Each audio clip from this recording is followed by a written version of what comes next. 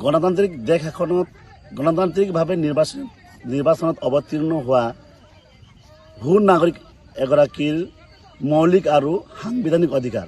কিন্তু অতি পৰিতাপৰ বিষয় যে ৰাষ্ট্ৰীয় দলৰ পৰা টিকট প্ৰাপ্ত কৰা সদৌ অসম গোৰ্খা ছাত্ৰ সন্থাৰ সদ্যবিদায়ী সভাপতি শ্ৰীযুত সুনীল ছেত্ৰী ডাঙৰীয়াই যেতিয়া নিৰ্বাচনী প্ৰচাৰ আৰম্ভ কৰিবলৈ যায় তেতিয়াই কিন্তু পদ্ম হাজৰিকাৰ তেখেতৰ গুণ্ডা বাহিনীয়ে বিভিন্ন সময়ত অগণতান্ত্ৰিক প্ৰক্ৰিয়া অৱলম্বন কৰা দেখিছোঁ, বিভিন্ন বিক্ষিপ্ত ঘটনা সংঘটিত কৰাত আমি দেখিছোঁ। আৰু তাৰ মাজতে আজি সুনীল ছেত্ৰী ডাঙৰীয়াই নিৰ্বাচন প্ৰচাৰ চলাই থকা সময়ত পদ্ম হাজৰিকাৰ তেখেতৰ গুণ্ডা বাহিনীয়ে অগণতান্ত্ৰিকভাৱে তেখেতৰ ওপৰত বৰ্বৰ আক্ৰমণ কৰা ঘটনা কিন্তু আমি সদৌ অসম গোৰ্খা ছাত্ৰ সন্থা ডিব্ৰুগড় জিলা সমিতিয়ে তীব্ৰ ভাষাৰে গৰিহণা দিছোঁ।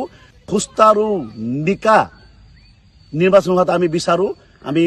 আমি এই চেগতে প্ৰশাসনক আমি দাবী জনাব বিচাৰোঁ যে নিৰ্বাচনত অৱতীৰ্ণ হোৱা প্ৰাৰ্থী আৰু জনসাধাৰণৰ নিৰাপত্তাৰ বাবে প্ৰশাসনে কিন্তু বিহিত ব্যৱস্থা গ্ৰহণ কৰক।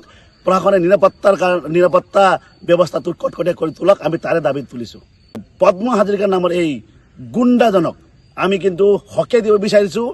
আমি তেখেতে এই যি অসংবিধানভাৱে যি কাম কৰি আছে এই কাম অতি শীঘ্ৰে বন্ধ কৰিব লাগিব, অন্যথাই আমি কিন্তু গোৰ্খা ছাত্ৰ সন্থাই কিন্তু হাত সাৱটি বহি নাথাকোঁ। কিন্তু ইয়াৰ বিৰুদ্ধে কিন্তু প্ৰবল আন্দোলন গঢ়ি তোলা হ'ব আৰু বিজেপিৰ বিৰুদ্ধে কিন্তু আমি আন্দোলন গঢ়ি তুলিবলৈ